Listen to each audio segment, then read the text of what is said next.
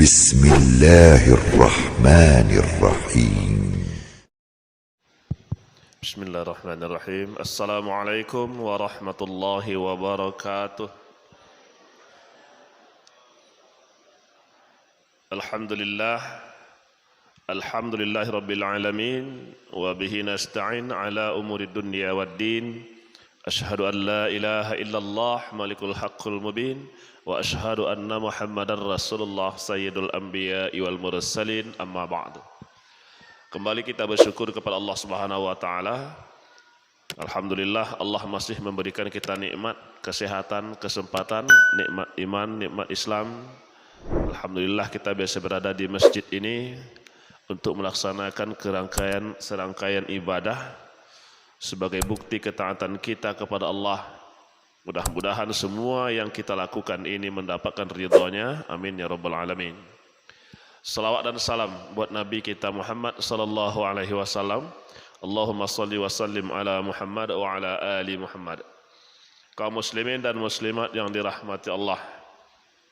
Sebelum melanjutkan tausiah ini, terlebih dahulu kami kembali mengingatkan kepada jemaah, berhubung kita sudah memasuki pertengahan Rajab, maka untuk itu ingat-ingat kalau seandainya masih ada di antara kita yang mempunyai hutang puasa yang belum dilunasi sebelum masuknya Ramadan 1444 Hijriah, maka semua hutang-hutang Ramadan 1443 Hijriah yang lalu itu harus kita selesaikan terlebih dahulu.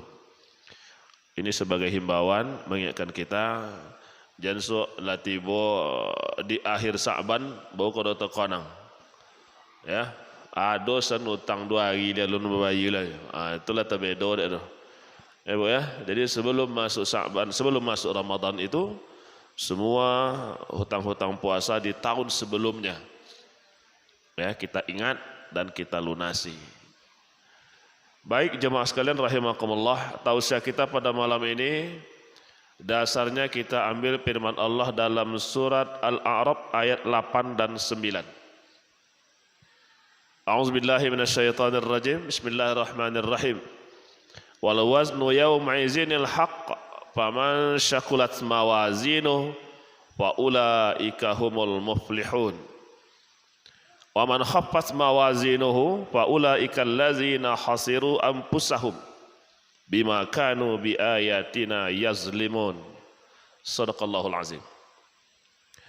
Ayat ini, dua ayat dalam surat Al-A'raf ini, itu Allah menceritakan tentang timbangan. Ya, tentang timbangan. Al-waznu yawma izinil haq. Timbangan pada hari ini adalah timbangan kebenaran, timbangan keadilan. Tidak ada kecurangan di situ. Faman sakulat mawazinuhu faulaika humul muflihun. Siapa yang berat timbangan kebaikannya, itulah orang-orang yang beruntung, kata Allah pada ayat yang ke-8. Ayat ke-9, wa man khaffat mawazinuhu faulaika allazina khasiru anfusahum bima kanu biayatina yazlimun. Dan siapa yang ringan timbangan kebaikannya, maka itulah orang-orang yang merugikan dirinya sendiri disebabkan mereka selalu mengingkari ayat-ayat kami, kata Allah. Berarti yang dimaksud di surat Al-A'raf ayat 8 dan 9 kah? Timbangan bila kah? Timbangan ketika kita di yaumul hisab. Kalau timbang menimbang kau jak kini lah Pak. Jak di dunia kau kan timbang menimbang. Ya, dan nama timbangan itu kan untuk mencari mana yang berat. Kau dok nengok menimbang di dunia kan? Nimbang sawit, nimbang kota, nimbang limau, nimbang lado. Kalau Selasa, apalah ke pasar udah. Tengoklah timbang menimbang di situ. Tapi dalam ayat itu kata Allah, timbangan pada hari ini adalah timbangan kebenaran, keadilan. Tidak akan ada curang di situ. Dan memang tidak ada yang bisa berbuat curang. Kalau di dunia kau wallahu alam yang jujur itu banyak. Ya Pak, yang jujur dalam menimbang itu banyak. Tapi yang curang banyak juga. Sama banyak. Mudah-mudahan banyak yang lebih jujurnya. Kalau ada orang menggali tu sondok nimbang tak tengok ke awak dia tu dicurigai tu. Ya Pak, di Bali orang itu kan tak nampak dia awak angkor, inya sawang nampaknya. Tapi awak bukan suuzon. Apa salahnya sama tengoknya ke awak kan? Sekian bagi ya. Tapi ada penggali ke Pak. Ambo orang ada jual buah di pasar tu. Tiap kali beli buah tetap di lobiong dah. Mana tentu ke buaya kok kurangnya nyawa tu luar biasa. Ambo timo tahu kan. Lobio tu kadang tersalah tak apa je beli lobio dah. Mana tentu kok ada kurang ke sesuatu awak lah mantap timbangannya. Cuman masih ragu-ragu je lah. Ya, tapi awak kalau awak ikhlaskan kok kurang seketek anda apa jura itu tidak ada masalah. Ya, tidak ada masalah. Tapi kalau ketika ogo sawit mahal sempat kurang sekilo atau 2 kilo atau tu betul hitung dah kan, sekilo 2 kilo sekali nimbang sempat baik 20 kali nimbang sawit nanti awak lah berapa puluh kilo lah kau naik kalian sekian ribu. Jadi timbangan di dunia kau perlu awak etong-etong. Ya, awak etong-etong. Kadang-kadang di apa petani bermain curang, sebab ada pula sebagian pembeli lah majau dulu curang. Mudah-mudahan tak kayak awak dah. Sekali tengok alun selesai oleh kilo tu sama waria, lah jatuh, lah berturun sekian kilo. Ya. Tapi nam biasa kalau ada toke-toke ndak jujur menimbang, tu ndak lama bertahan dah Pak. Ya, ndak lama tolok dah. Tapi untung mungkin banyak, tapi untung tu ndak berkah. Kenapa? Tidak jujur. Dan jujur-jujur tu, insya-Allah Allah beri berkah. Jadi menimbang apa je lah. Ya, kalau di dunia kau tengok banyak yang jujur itu dan juga mungkin ada yang tidak jujur.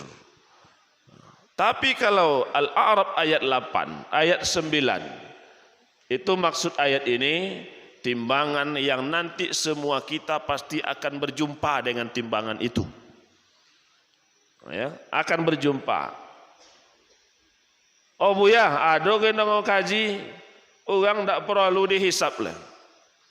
Ya, tak perlu dihitung, tak perlu ditimbang lah. Awak tahu tu ingin jadi golongan itu kan, ingin masuk ke dalam kelompok ini. Cuman usaha awak kini, kalau lekan bisa masuk ke dalam kelompok itu, ya alhamdulillah. Tapi kalau tidak, minkan melalui proses ditimbang juga. Apa harapan awak? Harapan awak di Al-A'raf ayat 8. Bukan Al-A'raf ayat 9. Nah itu. Al-A'raf ayat 8, orang yang berat timbangan kebaikannya kata Allah. Faulaika humul muflihun. Mereka itulah orang-orang yang beruntung. Maka nankan wak kaji pada malam hari ke, amalan-amalan apa yang bisa memberatkan timbangan itu. Kalau bukan sampaikan banyak kok, ada 10 macam. Ya, mungkin tak kata sampai sedo malam hari kau. Nan 10 macam kau, ambo yakin Pak, insya Allah awak lah mengojong. Setelah ambo sampaikan mereka amalan-amalan yang bisa memberatkan timbangan itu, insya Allah lah banyak dan awak buat. Tinggal banyak berdoa aja ke Tuhan. Mudah-mudahan itu tetap bisa nanti memberatkan timbangan kebaikan kita di yaumul hisab. Amin ya rabbal alamin. Jemaah sekalian rahimakumullah, apa amalan yang pertama yang bisa memberatkan timbangan kita sesuai dengan hadis yang diriwayatkan oleh Imam Tirmizi? Apa kata Rasulullah? Ma min syai'in asqalu fi mizanil mu'min yaumal qiyamah min husnil khuluq. Tidak ada satu pun yang bisa memberatkan, yang lebih bisa memberatkan timbangan seorang mukmin nanti di hari kiamat, kata Rasulullah, kecuali min husnil khuluq. akhlak yang baik. Jadi nomor satu, amalan yang bisa memberatkan timbangan kita, akhlak yang baik. Akhlak kau bagian dari kegiatan kita. Maka dulu pernah wak sampaikan rukun beragama itu ada iman, ada Islam, ada ihsan. Akhlak itu lebih banyak arahnya ke ihsan. Kalau iman itu dasar, ya, pondasi. Islam itu yang akan kita bangun di atas pondasi. Maka ihsan itu adalah hiasan kehidupan kita. Jadi yang akhlak itu tentu bukan hanya akhlak antara kita sesama manusia saja. Sebab akhlak kau ada akhlak kita kepada Allah, ada akhlak awak kepada sesama manusia, dan ada akhlak awak kepada makhluk Allah selain manusia. Ketiga-tiga kau wajib buat jaga, Pak. Elok akhlak kepada Allah, rajin ibadah, puasa, salat, rajin. Tapi tidak berakhlak kepada sama manusia, masih belum seimbang. Ya, ada yang sempong. Atau sebaliknya, akhlak kepada manusia bagus, ramah, mudah senyum, tidak menyakiti orang, ya, tidak ada membuat orang kesal, selalu berbuat baik dengan manusia. Tapi tidak semayang, tidak puasa, ya, tidak ada akhlaknya kepada Allah. Lebih parah, sempong lah. Ya, akhlak kepada Allah, akhlak kepada kita sesama manusia. Apakah cuma itu? Kita juga wajib berakhlak kepada makhluk Allah selain manusia. Nya makhluk Tuhan kau kan tidak awak aja dah. Ya, yang mendiami bumi Allah ini bukan hanya manusia, banyak makhluk Allah yang lain. Maka Islam itu luar biasa. Tengok dalam pelajaran akhlak, dilarang buang air, ya, buang air kecil di lubang-lubang semut. Sampai situ kaji Islam, Pak. Jadi tidak mau lama dia awak aja dah, tidak mau punya awak aja dah. Nak je kan tentu dek dah buya, nyawa ndak tentunya inyo tak taso dek dah, Pak. Mohon maaf, sempat awak buang air kecil di lubang-lubang semut. Nyawa iya condo buang air ketek ndak pengaruh manui awak. Tapi bagi suami itu soso banjir bandang saudara. Ya, soso banjir bandang. Dek inyo. Nah, itu yang wak sakiti. Maka Islam mengatur sampai kepada akhlak-akhlak makhluk ciptaan Allah yang bukan hanya manusia. Jadi luar biasa ajaran Islam itu. Buya, ambo hobi membolo hewan, bolo kucing, ya, bolo tonak-tonak yang lain, tidak ada masalah. Tapi jaga akhlak awak, ya, jaga akhlak kita dengan makhluk-makhluk yang lain itu. Mereka dikuwang kucing, dikuwang tonak-tonak yang lain. Ini pagi pulang malam, tidak ada nasi dia. Itu namanya zalim. Ya, zalim kita. Berarti kita tidak berakhlak kepada makhluk Allah selain manusia. Jadi dengan makhluk yang awak tidak paham saja bahasa dia, tidak awak ngerti keadaannya, itu pun kita harus berakhlak baik. Apalagi dengan manusia yang ngertinya kasau ngawak ibuati pahamnya. Kalau kucing kasau ngawak lah ibuati. Berapa kali mak nyipak kucing, berapa kali bongi-bongi ke kucing, berapa kali awak sumpai kucing no, Pak. Santai aja, tidak ngerti. Itu pun harus kita jaga akhlak. Apalagi dengan manusia. Maka dengan manusia itu semua harus kita jaga. Jangan sampai yang kalau dari mulut awak membuat orang sakit hati. Ya, yang kalau dari mulut awak membuat orang bercakap. Alun bercita le, alun bercakap orang le. Kalau bercitanya, angin telinga orang. Nya adalah awak kan nawa bakat macam itu, Pak. Bakat pandai madu orang. Ai kau bakat dan tak boleh dipupuk orang. Dibuang jauh-jauh. Bercito jan sianu ko, ma ndak ketek lama, bakwa cito. Sehingga tanggu-anggu ang dangau dia. So iyo cito sodo. Bercito jan sewalatan lah. Lah terayu lah orang di situ. Akhirnya orang tompeknya bercito ko, saling bermusuhan. Maka dalam Islam itu banyak yang harus kita perhatikan. Itu baru satu mulut saja. Ternyata mulut itu jadi sumber. Ya, bisa jadi sumber pahala dan juga bisa jadi sumber dosa. Maka kata Rasulullah, amalan pertama yang bisa memberatkan timbangan itu adalah husnul khuluq, akhlak yang baik. Dalam hadis lain kata Nabi ada 3 perintah Nabi dalam satu hadis. Ya, ittaqullaha haitsuma kunta watba'us sayyi'atil hasanati tamhuha wa khaliqin nas bi khuluqin hasanin. Ya, salah satu dari 3 yang serangkai itu, bergaullah, berakhlaklah dengan manusia dengan akhlak yang baik. Maka kalau orang elok akhlak kau, elok perangai kau, nyelego dah ya Pak. Sehingga dalam pelajaran akhlak mungkin terkonang di awak lah, terkonang di awak sesama, membuang duri di jalan aja dinilai suatu perbuatan yang sangat baik. Ya, karena tanpa kita sadari. Dia apa? Sebab yang kita lakukan itu, andaikan manusia melihat atau manusia merasakan, pasti dia merasa senang dan berterima kasih.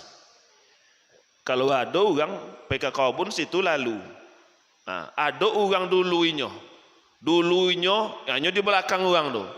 Nampak pelopa, kambi atau batang yang melintang di jalan, dibuang dari orang yang di depan tu. Hanya lalu situ. Tu ndak apa anda berterima kasih ke yang membuang tu. Atau ndak pakai kira tu Pak.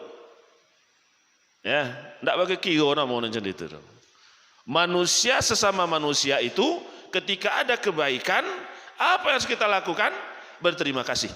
Tapi kalau Allah dengan manusia, dengan awak, kebaikan yang Allah berikan, nikmat yang Allah berikan, itu dengan bersyukur. Itu bedanya.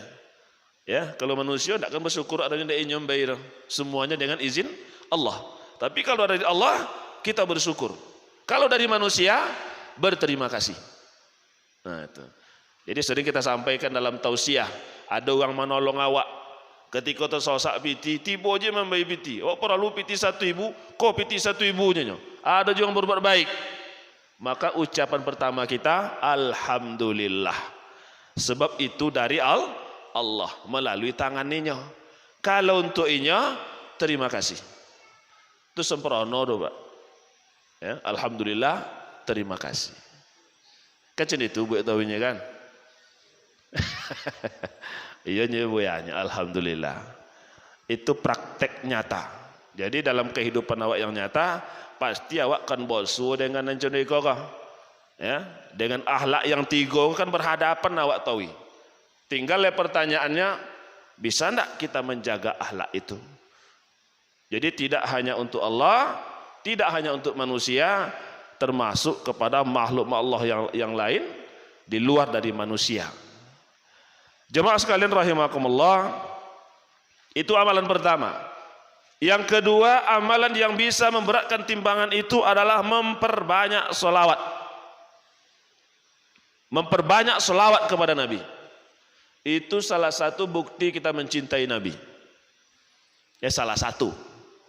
Bukan hanya itu saja bukti kita cinta Rasul, tapi salah satunya apa? Sering membaca sholawat.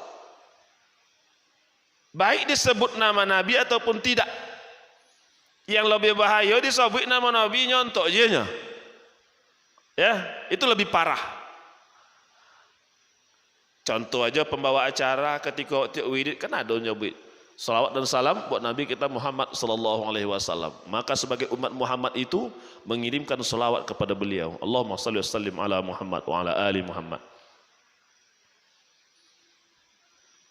Jadi ketika ada yang mengaku umat Rasulullah, tapi ketika disebut nama Nabi tidak berselawat, hebat lainnya pada malaikat.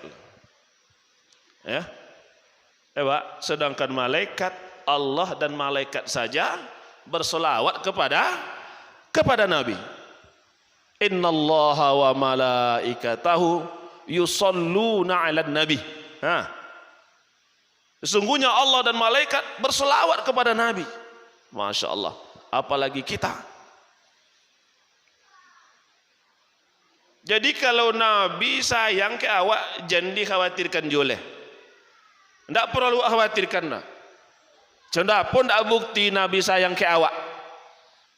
Besok di surga, Nabi belum merasa nyaman berada di surga sebelum umatnya masuk surga.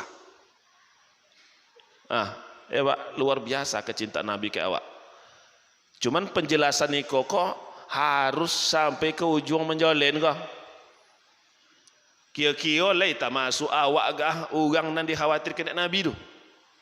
Ndak tahu nang Nabi di surga baru sebelum umatnya masuk ke dalam surga itu. Tentu pertanyaannya umat yang mana? Ada ujung lah. Umat yang mana? Tentu ada kriteria orang yang betul-betul dan insya Allah diakui oleh Nabi sebagai umatnya. Bukan hanya sekedar tertulis di KTP. Agama Islam, tentu nabinya Muhammad. Jangan-jangan cuma kita mengaku umat Nabi Muhammad dan Nabi tidak mengakui kita sebagai umatnya. Nauzubillah. Apa sebab Nabi tidak mengakui sebagai umatnya? Tentu ada sebab. Ada sebab.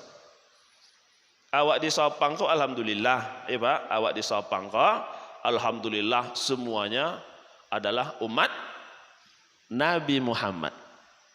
Agamanya Islam, alhamdulillah. Tapi ada ndak awak disopang kalau ndak semayang? Ndak solat 5 waktu? Mungkin kalau dibuat survei bosu adanya. Kalau diadakan penelitian.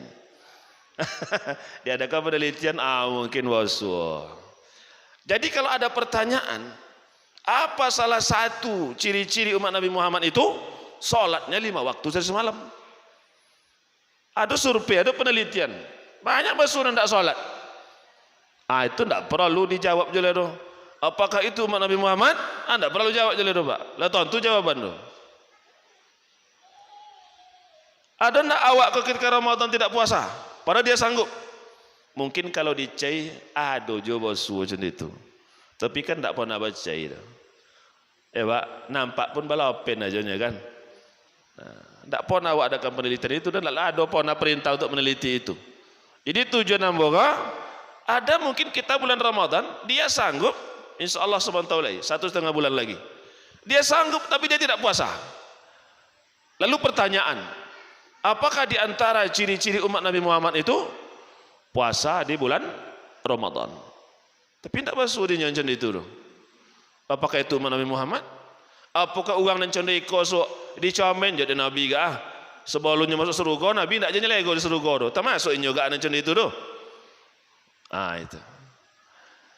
Ya, jadi Nabi itu memang belum merasa nyaman di surga sebelum umatnya. Yang kata-kata umatnya kau nan perlu ditegaskan. Siapa yang dikatakan umat Nabi Muhammad itu sehingga Nabi belum nyaman di surga sebelum mereka masuk surga? Mudah-mudahan awak termasuk di situ. Amin ya rabbal alamin. Tentu ciri-cirinya minimal dari yang rukun Islam na 5 tu nampak situ. Ya, sebab itu di antara ciri-ciri yang jelas. Umat Nabi Muhammad itu syahadat. Ya, umat Nabi Muhammad itu salat 5 waktu yang wajib. Umat Nabi Muhammad itu puasa Ramadan kalau dia sanggup. Umat Nabi Muhammad itu zakat kalau dia sanggup. Umat Nabi Muhammad itu menunaikan ibadah haji kalau dia sanggup. Ada 5 kah? InsyaAllah berarti kita itulah yang termasuk umat Nabi yang beliau khawatirkan kalau kita tidak berada di surga. Jemaah sekalian rahimakumullah, maka ibadah yang mungkin ringan, ya, ringan kalau diucapkan Allahumma salli ala Muhammad wa ala ali Muhammad, sangat ringan untuk diucapkan, sangat mudah diucapkan. Tapi konsekuensi dari itu apa? Nah, ya, dari ucapan kita itu, kita meminta kesejahteraan Nabi, menandakan kita umat Nabi, tentu sejalan dengan apa yang mau sampaikan tadi. Ya, ada bukti, ada ciri-ciri. Sebab kalau sekedar mengucapkan selawat sekali lagi adalah ucapan yang sangat ringan. Ya, ucapan yang sangat ringan. Maka jemaah sekalian rahimakumullah, itu amalan yang kedua yang bisa memberatkan timbangan kita kata Rasulullah adalah memperbanyak selawat. Yang ketiga, memperbanyak tasbih, tahmid dan tahlil. Tasbih subhanallah, tahmid alhamdulillah, tahlil Allahu akbar atau la ilaha illallah, maaf, la ilaha illallah. Sama dengan selawat. Arti sama dengan selawat, alhamdulillah juga mudah diucapkan. Subhanallah juga mudah diucapkan. La ilaha illallah juga mudah diucapkan. Awak aja selesai solat sebelum berdoa, ya, kan ada awak baca yang tasbih, tahmid, takbir, ya kan, subhanallah 33, alhamdulillah 33, Allahu akbar 33. Kira-kira membaca itu tuh gak sampai di siku aja. Subhanallah, alhamdulillah, Allahu akbar, ndak le taso dah, Pak. Ya, ndak taso bergetar di hati ucapan itu. Tentu itu perlu kita renungkan. Nabi Muhammad ketika menyebut siapa yang akan membela kamu Muhammad, beliau hanya menjawab Allah. Bisa jatuh podang orang. Dek Nabi menyebut Allah. Awak bisa tidak menyebut itu Allah? Bisa. Tapi kira-kira ketika berhadapan macam itu, ada tidak pengaruh kita menyebut Allah? Sama seperti Nabi menyebut Allah. Tentu itu perlu renungan. Jadi ketika awak habis solat, kita zikir-zikir sebelum berdoa, subhanallah, subhanallah. Pertama usaha awak dulu topen baca. Pak, itu usaha dulu Pak, topen baca, subhanallah. Aja lelaju aja. Kalau lelaju cuma baca lelaju aja. Subhanallah, subhanallah, subhanallah, subhanallah. Teman apa itu Pak? Arti itu apa? Ya kan? Laju alhamdulillah, hamlah, hamlah, hamlah. Kalau lah hamlah, lain arti itu. Ya, topen baca dulu, itu usaha awal. Ya, selesai baca. Sudah itu kok dapat lidah membaca dengan fasih, membaca dengan benar sampai hati mengikuti. Ya, ikutin hati awak. Subhanallah, subhanallah. Makanya kalau salat sunat kita sendiri, silakan zikir yang panjang. Silakan salat yang lama. Ya, sebab ndak lain kan wak bikin lah. Apalagi kita sholat di rumah. Maka nanti ada poin yang berikutnya. Amalan yang bisa memberatkan timbangan itu adalah dengan memperbanyak sholat malam dan ditutup dengan sholat witir. Kalau sholat malam, sholat witir, kalau sholat tu mulai mungkin jam 4, kini kan lambat waktu. Kalau jam 4 malah mulai sholat, itu sangat lapang waktu kita untuk silakan memperbanyak zikir, ya, memperbanyak tasbih, memperpanjang doa, memperpanjang ayat, bisa sempurna kita kerjakan. Ya, ambo yakin insyaallah jemaah kita pasti sudah banyak yang rutin, ya, salat malam, memperpanjangkan ayat, ya, ayat yang hafal, ya, ayat yang hafal, yang panjang-panjang kita baca sehingga lama. Kalau tolok pula, lama toga, lama rukuk, lama sujud. Kalau solat sunat awak sendiri tidak ada masalah. Tapi kalau diarong di solat fardu yang 5 waktu, apalagi awak berjamaah, itu banyak yang harus kita pertimbangkan. Contoh kini sudah solat maghrib, panjanglah zikir, orang lah mulai wirid, tidak kan mungkin zikir juga lah. Ya kan? Maka kalau sholat berjamaah di masjid itu tentu banyak yang harus kita pertimbangkan. Sehingga Nabi menganjurkan sholat sunat itu sebagusnya lebih baik dikerjakan di rumah yang sholat sunat. Ya, sholat sunat. Cuman ketika disampaikan dulu ambo tekonang, ada kejadian Ustaz menyampaikan sholat sunat itu lebih bagus di rumah. Cuma mungkin tidak sampai ke ujung. Ya. Apa arti sampai ke ujung? bagus dikerjakan di rumah. Kalau lay tiba di rumah, lay sholat sunat. Ya kan? Jadi jemaah mungkin mengamalkan kaji buya kah? Sudah sholat maghrib, sudah doa, sudah apa? Pulang, saudara. Puasa dan pulang kok, sebagian lay ke rumah apa? Sebagian ke kada ya, sebagian ke pasau, sebagian ke mana doa. Ya, jadi kurang mencermati yang disampaikan itu. Artinya bagus dikerjakan di rumah. Kalau lekan dari masjid itu pulang ke rumah dan tiba di rumah sholat sunatnya, itu yang bagus. Tapi kalau nak sholat sunat tiba di rumah, kok langsung makan. Atau tiba di rumah buat kojo lain. Atau pulang di masjid nak pakai pasau dulu adokan dicai. Di masjid aja lah sholat sunat. Awak kadang-kadang berbeda Pak. Kalau masih di masjid itu iman masih banyak. Iya kan? Iman masih kuat. Coba tengok awak sholat berjamaah. Sholat berjamaah rata-rata setelah sholat berjamaah itu jarang yang tidak sholat sunat rawatib. Jarang kalau di masjid. Tapi coba sholat soang rumah. Atau di jalan awak sholat soang-soang. Ya, tidak berjamaah. Zuhur kah, maghrib, subuh atau sholat apapun yang 5 waktu itu. Kalau awak seorang aja, kadang-kadang menyelesaikan wajib aja, bakal kawin jalan sudah. Sudah salam, tidak pakai sholat sunat rawatib. Kebiasaannya seperti itu. Tapi kalau berjamaah di masjid, rata-rata kita sholat sunat. Nah, makanya kalau tidak kan berbuat di rumah, memang yang lebih bagus ya di rumah. Ya, di rumah. Berbeda dengan sahabat dulu. Jadi Nabi menyampaikan itu, memang sahabat sampai di rumah itu mereka sholat. Awak kini dia, kalau buat cendera itu lo disampaikan, acan yang mau sampaikan tadi. Kalau dari masjid banyak cabang pailah. Kadang langsung tidak sholat sunat. Kalau kan cendera itu, maka sholat sunat aja di masjid. Baik jemaah sekalian rahimakumullah. Jadi amalan yang ketiga yang bisa memberatkan timbangan itu adalah memperbanyak dan sering membaca tasbih, tahmid dan tahlil. Maka kapanpun kita bisa ucapkan, ya kapanpun. Sehingga yang sering kita sampaikan dalam tausiah, awak kadang-kadang sambil nobang pisang aja dapat pahala. Ya, sambil nobang pisang. Subhanallah, ya, masya Allah. Menengoklah proses pisang itu berbuah dari jantung langsung mengelupak jadi buah muda tua sampai masak, masya Allah. Padahal itu hal yang biasa. So doa lah tahun 7 cenditunya, jak kacau tahun 7 cenditu proses pisangnya lah masak. Tapi bagi orang yang bisa mengambil peluang itu untuk sumber pahala, ternyata bisa menjadi sumber pahala. Langsung dia bertasbih, langsung dia memuji Allah.